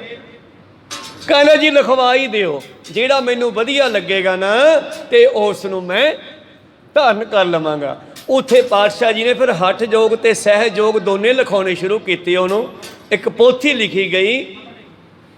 ਗੁਰੂ ਪਿਆਰਿਓ, ਸੰਗਲੀ, ਪ੍ਰਾਣ ਸੰਗਲੀ ਉਸ ਪੋਥੀ ਦਾ ਨਾਮ ਸੀਗਾ। ਜਿਹੜੀ ਪੋਥੀ ਬਾਅਦ ਵਿੱਚ ਗੁਰੂ ਅਰਜਨ ਦੇਵ ਜੀ ਨੇ ਮੰਗਵਾਈ, ਉਹ ਰਾਜੇ ਦੇ ਗਾ ਪੁੱਤ ਪੋਤਰੇ ਕੋਲੇ ਸੀਗੀ। ਤੇ ਉਹ ਪ੍ਰਾਣ ਸੰਗਲੀ ਪੋਥੀ ਮੰਗਾ ਕੇ ਜਿਹੜੀਆਂ ਉਹ 'ਚੋਂ ਕੰਮ ਦੀਆਂ ਗੱਲਾਂ ਸੀ ਉਹ ਗੁਰਬਾਣੀ ਵਿੱਚ ਚੜਾ ਦਿੱਤੀਆਂ। ਬਾਕੀ ਪੋਥੀ ਉਹਨਾਂ ਨੇ ਗੁਪਤ ਕਰ ਦਿੱਤੀ। ਖੈਰ ਮਨੋਬਿਰਤੀਆਂ ਉੱਥੇ ਰੱਖੀਏ। ਆਪਾਂ ਜਾਣਦੇ ਹਾਂ ਹੁਣ ਯੋਗ ਨੂੰ, ਜਿਹੜੀ ਗੁਰੂ ਨਾਨਕ ਦੇਵ ਜੀ ਨੇ ਰਾਜੇ ਸ਼ਿਵਨਾਮ ਨੂੰ ਵੀ ਇਹ ਗਿਆਨ ਦਿੱਤਾ ਕੀਤਾ, ਔਰ ਹੋਰ ਵੀ ਕਈ ਥਾਵਾਂ ਦਿੱਤਾ। ਝੰਡੇ ਵਾਢੀ ਨੂੰ, ਆਪਣੇ ਅਨੰਨ ਪਿਆਰੇ ਮਿੱਤਰ ਰਾਏ ਬੁਲਾਰ ਨੂੰ, ਸਾਲਸ ਰਾਏ ਨੂੰ ਇਹ ਯੋਗ ਦੇਣਾ ਕੀਤਾ। ਹੁਣ ਯੋਗ ਦੇ ਭਾਈ ਸਾਹਿਬ ਜੀ ਕਹਿੰਦੇ ਹਨ 8 ਅੰਗ ਹਨ। ਉਹ ਕਿਹੜੇ ਕਿਹੜੇ? ਇੱਕ ਯਮ, ਇੱਕ ਨੇਮ, ਇੱਕ ਆਸਣ ਲਾਉਣਾ, ਪ੍ਰਣਾਮ ਰੂਪ ਤਾਤੇ ਹਾਰੈ ਔਰ ਧਾਰਨਾ ਧਿਆਨ ਪ੍ਰਵੀਨ। ਪ੍ਰਾਣਾਯਾਮ ਕਰਨਾ, ਸਵਾਸਾਂ ਤੇ ਕੰਟਰੋਲ ਕਰਨਾ। ਪ੍ਰਾਣਾ ਨੂੰ ਯਾਮ ਕਰਨਾ, ਜਾਮ ਸਿੱਧਾ ਹੀ ਸ਼ਬਦ ਜਾਣਦੇ ਹੋ ਨਾ। ਪ੍ਰਾਣਾਯਾਮ ਦਾ ਮਤਲਬ ਸਵਾਸਾਂ ਨੂੰ ਕੰਟਰੋਲ ਕਰਨਾ, ਜਿਹੜਾ ਆਪਦੀ ਮਰਜ਼ੀ ਨਾਲ ਹੀ ਭੱਜੀ ਜਾਂਦਾ। ਤੁਸੀਂ ਗੁੱਸੇ ਵਿੱਚ ਹੋ ਤੇ ਦਿਲ ਕਿੰਨਾ ਧੜਕਦਾ, ਜਿੰਨਾ ਦਿਲ ਤੇਜ਼ ਧੜਕਦਾ ਓਨੇ ਤੁਸੀਂ ਮੌਤ ਵੱਲ ਭੱਜ ਲਏ। ਕਹੋ ਸਤਿਨਾਮ। ਮੌਤ ਵੱਲ ਭੱਜ ਲਏ। ਜਿੰਨਾ ਦਿਲ ਹੌਲੀ ਚੱਲੂਗਾ ਤੁਸੀਂ ਮੌਤ ਵੱਲ ਹੌਲੀ ਹੌਲੀ ਜਾ ਰਹੇ ਹੋ। ਇਸੇ ਕਰਕੇ ਨਾਮ ਜਪਣ ਵਾਲੀਆਂ ਰੂਹਾਂ ਦੀ ਉਮਰ ਲੰਬੀ ਨਿਕਲ ਜਾਂਦੀ ਹੈ, ਔਰ ਵਿਸ਼ੇ ਬਕਾਰੀਆਂ ਦੀ, ਭੋਗੀਆਂ ਦੀ, ਰੋਗੀਆਂ ਦੀ, ਦੁਖੀਆਂ ਦੀ, ਕਰੋਧੀਆਂ ਦੀ, ਹੰਕਾਰੀਆਂ ਦੀ, ਲੜਾਈ ਖੋਰਾਂ ਦੀ, ਉਹ ਛੇਤੀ ਮਰਦੇ ਆ। ਕਿਉਂਕਿ ਜਿੰਨਾ ਉਹ ਗੁੱਸਾ ਹੈ ਉਹਨੇ ਤੁਹਾਡਾ ਦਿਲ ਜਿਹੜਾ ਤੇਜ਼ ਧੜਕੂਗਾ। ਇਹਨੂੰ ਜਿੰਨਾ ਕੰਟਰੋਲ 'ਚ ਰੱਖੋਗੇ ਉਹਨੇ ਗੱਡੀ ਥੋੜ੍ਹਾ ਸਮਾਂ ਵੱਧ ਕੱਢ ਜੂਗੀ, ਨਹੀਂ ਤਾਂ ਫਿਰ ਛੇਤੀ ਭੰਨ ਲਾਂਗੇ। ਕਹੋ ਸਤਨਾਮ। ਇਹ ਵੀ ਗੱਡੀ ਆ, ਉਹ ਵੀ ਗੱਡੀ ਆ ਬਾਹਰ ਸਾਡੇ ਕੋਲੇ, ਦੋਨੇ ਗੱਡੀਆਂ ਹੀ ਆ। ਤਾਂ ਖੈਰ ਮਨੋਬਿਰਤੀਆਂ ਉੱਥੇ ਰੱਖੀਏ। ਗੱਡੀ ਤੇਜ਼ ਚੱਲੇ ਤੇਲ ਵੱਧ ਖਾਂਦੀ ਹੈ, ਹੌਲੀ ਚੱਲੇ ਤਾਂ ਘੱਟ ਖਾਂਦੀ ਆ। ਇਹ ਸਵਾਸਾਂ ਦਾ ਤੇਲ ਹੈ। ਖੈਰ ਪ੍ਰਾਣਾਯਾਮ ਸਵਾਸਾਂ 'ਤੇ ਕੰਟਰੋਲ ਕਰਨਾ, ਪ੍ਰਤੀ ਆਹਾਰ ਭੋਜਨ ਦੇ ਉੱਤੇ ਖਿਆਲ ਦੇਣਾ ਕਿ ਕਿਹੜਾ ਭੋਜਨ ਮੇਰੇ ਖਾਣ ਯੋਗ ਹੈ, ਕਿਹੜਾ ਨਹੀਂ ਖਾਣ ਯੋਗ, ਕਿੰਨਾ ਖਾਣਾ ਹੈ, ਕਦੋਂ ਖਾਣਾ ਹੈ, ਕਿਵੇਂ ਖਾਣਾ ਹੈ। ਔਰ ਧਾਰਨਾ ਧਾਰਨਾ ਧਾਰਨਾ ਬਣਾਉਣੀ, ਭਾਵ ਜਿਸ ਨੂੰ ਮਿਲਣਾ ਹੈ ਹਮੇਸ਼ਾ ਉਹਦਾ ਧਿਆਨ ਰੱਖਣਾ। ਜਿਹੜਾ ਕੰਮ ਤੁਸੀਂ ਕਰਨਾ ਹੈ, ਜੇ ਤੁਹਾਡਾ ਉਸ ਕੰਮ 'ਚ ਧਿਆਨ ਨਹੀਂ, ਕਦੇ ਭੁਲਾਤਾ, ਕਦੇ ਬੇਪਰਵਾਹ ਹੋ ਗਏ, ਕਦੇ ਸਲਾਹ ਬਣਾ ਲਈ ਕਰਨ ਵਾਸਤੇ, ਕਦੇ ਫਿਰ ਬੇਪਰਵਾਹ ਹੋ ਗਏ, ਖਿਆਲ ਹੀ ਨਾ ਕੀਤਾ, ਉਸ ਕੰਮ 'ਚ ਕਦੇ ਵੀ ਕਾਮਯਾਬ ਨਹੀਂ ਹੋ ਸਕਦੇ। ਜਿਹੜੇ ਕੰਮ ਨੂੰ ਕਰਨਾ ਚਾਹੁੰਦੇ ਹੋ ਉਹ 'ਤੇ ਪੂਰਾ ਧਿਆਨ ਹਰ ਵੇਲੇ 24 ਘੰਟੇ ਰੱਖਣਾ ਪੈਣਾ। ਕੋਈ ਸਤਨਾਮ। ਪਰਮੇਸ਼ਰ ਨੂੰ ਮਿਲਣਾ ਤੇ ਇੱਕ ਧਾਰਨਾ ਬਣਾਉਣੀ ਪੈਣੀ ਆ, ਧਿਆਨ ਲਾਉਣਾ ਪੈਣਾ। ਸਿਆਣੇ ਸਿੱਖੋ। ਅਸ਼ਟਮ ਅੰਗ ਸਮਾਦ ਲਖੀਜੇ ਪੂਰਬ ਯਾਮਾ 15 ਵਿਦ ਚੀਨ। ਔਰ 8ਵਾਂ ਅੰਗ ਹੈ ਯੋਗ ਦਾ, ਪਰਮੇਸ਼ਰ ਨਾਲ ਮਿਲਣ ਦਾ ਭਾਈ। ਸਮਾਧੀ ਲਾਉਣੀ। ਸਮਾਧੀ ਕਿਵੇਂ ਲਾਉਣੀ ਆ? ਆਓ, ਇਹ ਹੈ 8 ਅੰਗ। ਇੱਥੇ ਨਹੀਂ ਸਰ ਗਿਆ। ਇਹਨਾਂ 8 ਅੰਗਾਂ ਦੇ ਵੀ ਅੱਗੇ 10-10, 12-12, 8-8 ਅੰਗ ਹਨ। ਆਓ ਪਹਿਲਾਂ ਜਮ ਨੂੰ ਜਾਣਦੇ ਹਾਂ। ਲੇਵ ਖੇਪ ਪਰਮਾਦ ਜੋ ਨਿੰਦਰਾ ਇਹਨਾਂ ਚਾਰਨ ਤੇ ਮਨ ਹੋਏ ਹੀਨਾ। ਇਹ ਜਮ ਜਿਹੜਾ ਹੈ ਤਾਂ ਤੁਹਾਡਾ ਕਾਮਯਾਬ ਹੋ ਸਕਦਾ ਹੈ ਜੇ 15 ਵਿਧੀਆਂ ਨਾਲ ਲਾਏ ਕਰਨਾ, ਵਿਖੇਪ ਕਰਨਾ, ਪਰਮਾਨੰਦ, ਨਿੰਦਰਾ, ਇਹਨਾਂ ਚਾਰਾਂ ਤੋਂ ਮਨ ਨੂੰ ਸਾਫ਼ ਕਰਨਾ। ਜਥਾ ਲਾਭ ਸੰਤੁਸ਼ਟ ਰਹਿਣ ਦੇਵ ਮੌਲਾ ਤਜਨ ਮਿਥਿਆ ਬਚ ਹੋਏ। ਯਥਾ ਲਾਭ ਸੰਤੁਸ਼ਟ ਰਹਿਣ, ਜਿਵੇਂ ਲਾਭ ਆਉਣ ਤੇ ਬੰਦਾ ਸੰਤੁਸ਼ਟ ਹੋ ਜਾਂਦਾ। 50 ਦੀ ਖਰੀਦੀ 75 ਦੀ ਵਿਕ ਗਈ, ਖੁਸ਼ ਹੈ ਬੰਦਾ। ਇਸੇ ਤਰ੍ਹਾਂ ਹੀ ਬੰਦੇ ਨੂੰ ਹਮੇਸ਼ਾ ਸੰਤੁਸ਼ਟ ਰਹਿਣਾ। ਜਿਹਨੂੰ ਬਾਣੀ ਨੇ ਕਿਹਾ ਭਾਣਾ ਮੰਨਣਾ, ਤੇਰਾ ਭਾਣਾ ਮਿੱਠਾ ਲਾਗੇ, ਸੰਤੁਸ਼ਟ ਰਹਿਣਾ।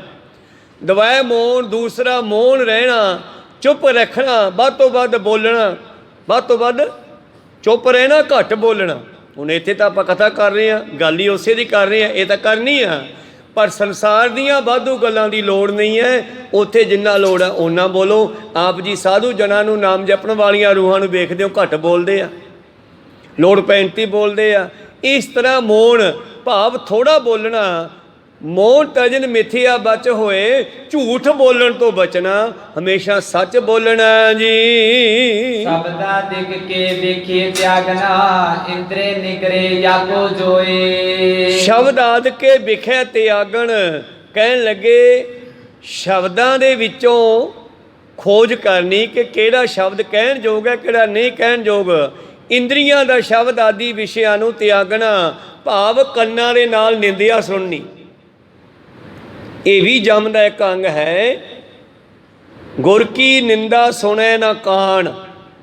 ਗੁਰੂ ਦੀ ਨਿੰਦਿਆ ਤਾਂ ਕੀ ਨਿੰਦਿਆ, ਕਿਸੇ ਦੀ ਵੀ ਸੁਣਨੀ ਮਾੜੀ ਆ, ਉੱਥੋਂ ਪਾਸਾ ਹੀ ਵੱਟ ਲਓ। ਪਰ ਸੰਤ ਸਵਾਦ ਆਉਂਦਾ ਨਿੰਦਿਆ ਸੁਣ ਕੇ ਗੁਆਂਢੀ ਦੀ। ਕਹੋ ਸਤਨਾਮ। ਇਸ ਕਰਕੇ ਜਮ ਤੋਂ ਬਚਣ ਵਾਸਤੇ ਇਹਨਾਂ ਇੰਦਰੀਆਂ ਦੇ ਸ਼ਬਦ ਹਨ ਜਿਹੜੇ, ਇਹਨਾਂ ਵਿਸ਼ਿਆਂ ਤੋਂ ਭਾਵ ਵਿਕਾਰਾਂ ਤੋਂ ਬਚਣਾ। ਦਇਆ ਭੂਤ ਪ੍ਰਾਨੀ ਸੰਗ ਵੈਰਨਾ ਅਰ ਜਬ ਬਿਨਾ ਕੁਟਲਤਾ ਜੋਏ। ਔਰ 5ਵਾਂ ਹੈ ਦਇਆ ਕਰਨੀ। ਧੌਲ ਧਰਮ ਦਇਆ ਕਾ ਪੂਤ। ਧਰਮ ਤੇਰੇ ਵਿੱਚ ਤਾਂ ਹੀ ਆਊਗਾ ਜੇ ਤੂੰ ਦਇਆ ਕਰੇਗਾ। ਕਹੋ ਸਤਨਾਮ। ਪਰਮੇਸ਼ਰ ਨੂੰ ਮਿਲਣ ਵਾਸਤੇ ਦਇਆ ਵੀ ਜ਼ਰੂਰੀ ਹੈ। ਜਿਹੜੇ 8 ਪੁਆਇੰਟ ਹੈ, 8 ਪੁਆਇੰਟਾਂ ਦਾ ਪਹਿਲਾ ਪੁਆਇੰਟ ਜਮ ਹੈ। ਪਹਿਲਾ ਹੀ ਜਮ ਪੁਆਇੰਟ ਤੁਹਾਨੂੰ ਸਾਧਨਾ ਮੁਸ਼ਕਲ ਹੋਇਆ ਪਿਆ ਹਜੇ ਤੱਕ। ਕਹੋ ਸਤਨਾਮ। ਦਇਆ ਕਰਨੀ। ਭੂਤ ਪ੍ਰਾਣੀ ਸੰਗ ਵੈਰ ਨਾ, ਭਾਵ ਕਿਸੇ ਵੀ ਜੀਵ ਦੇ ਨਾਲ ਵੈਰ ਨਹੀਂ ਰੱਖਣਾ। ਪ੍ਰਾਣ ਧਾਰੀ ਜਿਹਦੇ ਵਿੱਚ ਵੀ ਜੀਵਨ ਦਿਖਾਈ ਦਿੰਦਾ ਤੁਹਾਨੂੰ, ਉਹਦੇ ਨਾਲ ਦੁਸ਼ਮਣੀ ਨਹੀਂ ਕਰਨੀ। ਬਿਨਾਂ ਕੁਟਲਤਾ ਜੋਏ। ਕੁਟਲਤਾ ਹੁੰਦੀ ਹੈ ਧੋਖਾ, ਈਰਖਾ। ਇਹ ਕਿਸੇ ਜੀਵ ਨਾਲ ਨਹੀਂ ਕਰਨੀ ਜੇ ਰੱਬ ਨੂੰ ਮਿਲਣ ਦੀ ਇੱਛਾ ਹੈ। दाखन व्यवहारन में चतर अंगरी को त्यागन सोए। ਔਰ ਸਤਵਾਂ ਹੈ ਵਿਹਾਰਾਂ ਵਿੱਚ ਸਿਆਣਾ ਹੋਣਾ। ਦਾਖਣ ਭਾਵ ਵਿਹਾਰਾਂ ਵਿੱਚ ਸਤਤ ਚਤੁਰ ਹੋਣਾ, ਸਿਆਣਾ ਹੋਣਾ। ਹੱਠ ਦਾ ਤਿਆਗ ਕਰਨਾ, ਜਿੱਦ ਨਹੀਂ ਕਰਨੀ। मानते करे ना दंभ कमावे एक लालस कर बे कल्याण। ਔਰ ਕਦੇ ਵੀ ਨਾ ਮਨ ਕਰਕੇ ਨਾ ਹੱਥਾਂ ਕਰਕੇ ਲਾਲਚ ਨਹੀਂ ਕਰਨਾ, ਪਖੰਡ ਨਹੀਂ ਕਮਾਉਣਾ, ਨਾ ਮਨ ਕਰਕੇ। ਮਨ ਕਰਕੇ ਪਖੰਡ ਕਿਵੇਂ ਆ ਵੀ ਬਾਹਰੀ ਤੌਰ ਤੇ ਵਿਖਾਵਾ ਕਰਨਾ ਧਰਮੀ ਹੋਣ ਦਾ, ਪਰ ਅੰਦਰੋਂ ਧਰਮੀ ਨਾ ਹੋਣਾ। ਕੋ ਸਤਿਨਾਮ। ਜਿਵੇਂ ਬਗਲੇ ਦੀ ਸਮਾਧੀ ਹੈ, ਬਗਲਾ ਛੱਪੜ ਦੇ ਪੱਤਣ ਤੇ ਖੜ ਜਾਂਦਾ ਹੈ, ਇੱਕ ਪੈਰ ਚੱਕ ਲੈਂਦਾ ਹੈ, ਨੇਤਰ ਬੰਦ ਕਰ ਲੈਂਦਾ ਹੈ। ਮੱਛੀਆਂ ਡੱਡੂ ਸੋਚਦੇ ਆ ਬਹੁਤ ਸਿਆਣਾ ਪੰਛੀ ਹੈ, ਔਰ ਬੇਪਰਵਾਹ ਜਿਹੇ ਹੋ ਕੇ ਉਹਦੇ ਦੁਆਲੇ ਘੁੰਮਣ ਲੱਗ ਜਾਂਦੇ ਹੈ। ਕਦੇ ਕਦੇ ਅੱਖ ਨੂੰ ਖੋਲ੍ਹ ਕੇ ਵੇਖ ਲੈਂਦਾ ਵੀ ਕਿਹੜੀ ਨੇੜੇ ਆ। ਕੋ ਸਤਿਨਾਮ।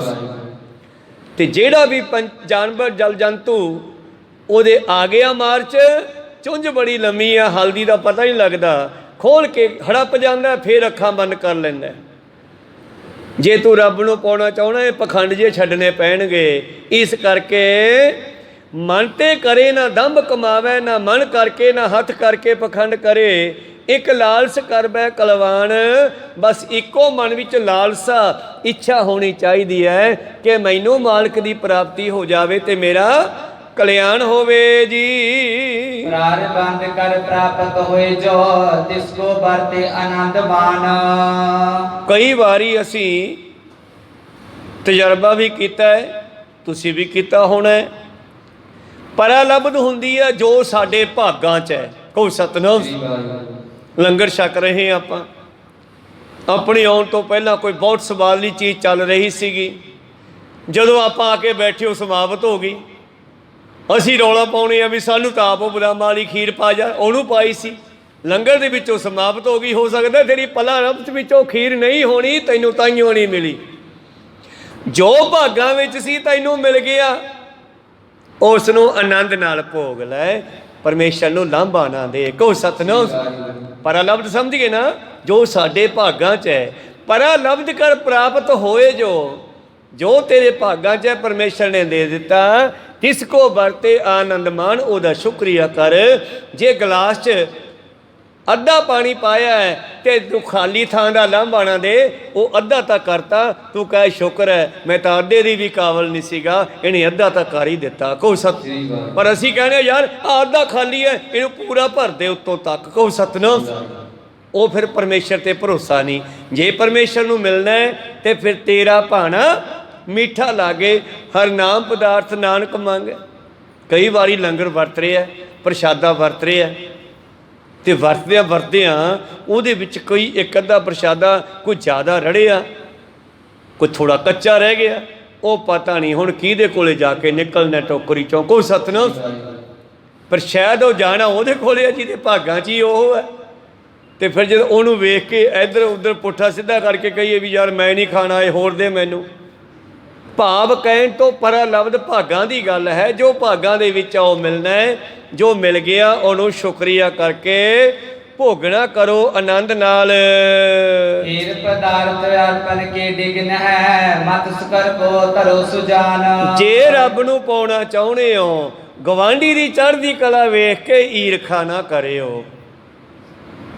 ਵੈਦ ਬੁਲਾਇਆ ਵੈਦਗੀ, ਪਕੜ ਢੋਲੇ ਬਾਂਹ, ਭੋਲਾ ਵੈਦ ਨ ਜਾਣੀ ਕਰਕ ਕਲੇਜੇ ਮਾਹੇ। ਬਾਬੇ ਦੀ ਬਾਂਹ ਕੱਢ ਲਈ ਚਾਦਰ ਚੋਂ ਬਾਬੇ ਨਾਨਕ ਦੀ। ਜਦ ਬਾਂਹ ਫੜੀ ਨਾ ਵਜੇ ਇੱਥੋਂ, ਬਾਬੇ ਨੇ ਬਾਂਹ ਚਲਾ ਲਈ ਤੇ ਉੱਠ ਕੇ ਬੈਠੇ ਹੋ ਗਏ। ਹਾਂ ਬਈ ਤੂੰ ਕਿਵੇਂ ਬਾਂਹ ਫੜੀ? ਕਹਿੰਦੇ ਮੈਂ ਦੇਖਦਾ ਪੁੱਤ ਨਾਨਕ ਤੈਨੂੰ ਕੀ ਬਿਮਾਰੀ ਆ। ਕਹੋ ਸਤ। ਅੱਛਾ ਨਾ ਤੂੰ ਰਾਜੀ ਆ? ਕੋਈ ਵੈਦ ਨੂੰ ਡਾਕਟਰ ਨੂੰ ਕਹਿ ਦੇ ਵੀ ਤੂੰ ਰਾਜੀ ਆ, ਅਚੰਭੇ ਵਾਲੀ ਗੱਲ ਹੈ ਨਾ। ਬਾਬਾ ਜੀ ਕਹਿੰਦਾ ਤੂੰ ਰਾਜੀ ਆ? ਕਹਿੰਦਾ ਮੈਨੂੰ ਕੀ ਹੋਇਆ, ਮੈਂ ਤਾਂ ਠੀਕ ਆ। ਕਹਿੰਦੇ ਮੈਨੂੰ ਤਾਂ ਤੂੰ ਬਹੁਤ ਬਿਮਾਰ ਦਿਖਾਈ ਦਿੰਦਾ। ਕਹਿੰਦੇ ਮੈਨੂੰ ਕੀ ਬਿਮਾਰੀ ਹੈ? ਕਹਿੰਦੇ ਢਿੱਡ 'ਚ ਪੀੜ ਤੇਰੇ ਹੁੰਦੀ ਆ, ਉਲਟੀਆਂ ਤੈਨੂੰ ਲੱਗੀਆਂ, ਤਾਪ ਸਰਵਾ ਤੈਨੂੰ ਚੜ੍ਹਦਾ। ਉਹ ਕਹਿੰਦਾ ਯਾਰ ਇਹ ਤਾਂ ਕਦੇ ਹੋਇਆ ਨਹੀਂ ਗਾ। ਬਾਬਾ ਜੀ ਕਹਿੰਦੇ ਦੂਜੇ ਵੈਦਾਂ ਦੇ ਨਾਲ ਈਰਖਾ ਨਹੀਂ ਕਰਦਾਗਾ। ਕਹਿੰਦਾ ਜੇ ਤਾਂ ਕਰਦਾ ਮੈਂ। ਕਹੋ ਸਤਿਨਾਮ। ਬਸ ਫਿਰ ਕਹਿੰਦੀ ਇਹੀ ਤਾਂ ਤਾਪ ਚੜ੍ਹਦਾ ਬੰਦੇ ਨੂੰ, ਇਹੀ ਤਾਂ ਢਿੱਡ ਦੁਖਦਾ ਹੈ। ਕਈ ਵਾਰੀ ਇਹ ਵਰਤਦੀ ਵੀ ਸ਼ਬਦ, ਕੋਈ ਸਾਡੀ ਚੀਜ਼ ਨੂੰ ਵੇਖ ਕੇ ਕਹੇ, ਸਮਝ ਵੀ ਜਾਂਦੇ ਉਹਦੇ ਤੌਰ, ਤੇ ਫਿਰ ਅੱਗੋਂ ਕਹੀਦਾ ਤੇਰਾ ਦੱਸ ਕੀ ਢਿੱਡ ਦੁਖਦਾ। ਉਹ ਢਿੱਡ ਦੁਖਣਾ ਹੀ ਆ। ਕਹੋ ਸਤਿਨਾਮ। ਤੈਨੂੰ ਉਲਟੀਆਂ ਲੱਗਦੀਆਂ, ਤੂੰ ਦੂਜਿਆਂ ਦੀ ਨਿੰਦਿਆ ਨਹੀਂ ਕਰਦਾ। ਪਰ ਨਿੰਦਾ ਪਰਮਲ ਮੁਖ ਸੁੱਧੀ ਅਗਨ ਕ੍ਰੋਧ ਚੰਡਾਲ। ਜਿਵੇਂ ਉਲਟੀ ਕਰਨ ਦੇ ਨਾਲ, ਛਾਲੀ ਆਉਣ ਦੇ ਨਾਲ ਜਿਹੜਾ ਖਾਧਾ ਉਹ ਤਾਂ ਨਿਕਲਦਾ ਹੀ ਆ, ਹੋਰ ਵੀ ਕਮਜ਼ੋਰੀ ਆ ਜਾਂਦੀ ਹੈ ਜੇ ਲਗਾਤਾਰ ਛਾਲੀਆਂ ਲੱਗ ਜਾਣ। ਕਹੋ ਸਤਿਨਾਮ। ਤੇ ਨਿੰਦਿਆ ਕਰਨ ਦੇ ਨਾਲ ਤੁਸੀਂ ਜਿੱਥੇ ਆਪਣੀ ਤਾਕਤ ਖਰਾਬ ਕਰਦੇ ਹੋ, ਤੁਹਾਡੀ ਮਾੜੀ ਮੋਟੀ ਆ ਸੇਵਾ ਭਗਤ ਬੰਦਗੀ ਵੀ ਖਤਮ ਹੁੰਦੀ ਆ। ਕਹੋ ਸਤਿਨਾਮ। ਨਿੰਦਾ ਭਲੀ ਕਿਸੇ ਕੇ ਨਾਹੀ ਮਨਮੁਖ ਮੁਗਧ ਕਰਨ। ਨਿੰਦਾ ਕਰਦਾ, ਕਹਿੰਦੇ ਹਾਂ ਜੀ ਇਹ ਤੈਨੂੰ ਛਾਲੀਆਂ ਲੱਗਦੀਆਂ। ਗਵਾਂਢੀਆਂ ਦੀ ਚੜ੍ਹਦੀ ਕਲਾ ਦੇਖ ਕੇ, ਕਿਸੇ ਨੂੰ ਉੱਚੀ ਤਰੱਕੀ ਵਿੱਚ ਦੇਖ ਕੇ ਤੂੰ ਸੜਦਾ, ਇਹ ਤੈਨੂੰ ਤਾਪ ਚੜ੍ਹਦਾ। ਹੇਰ ਪਦਾਰਥੀ ਆਪਨ ਕੇ ਢਿੱਗ। ਦੂਜੇ ਦੇ ਕੋਲੇ ਚੜ੍ਹਦੀ ਕਲਾ ਦੇਖ ਕੇ, ਪਦਾਰਥਾਂ ਵਸਤੂਆਂ ਦੇਖ ਕੇ, ਨੇ ਮਤਸਰ ਕੋ ਧਰੋ ਸਜਾਨ। ਸਿਆਣੇ ਸਿੱਖੋ ਕਦੇ ਈਰਖਾ ਨਾ ਕਰਿਓ ਜੀ। ਅਸਤਾਕੇ ਜੋ ਗ੍ਰੰਥ ਮੁਕਦੇ ਤਿਨ ਮੈਂ ਵਿਸ਼ਵਾਸੀ ਮਨ ਜਾਨ।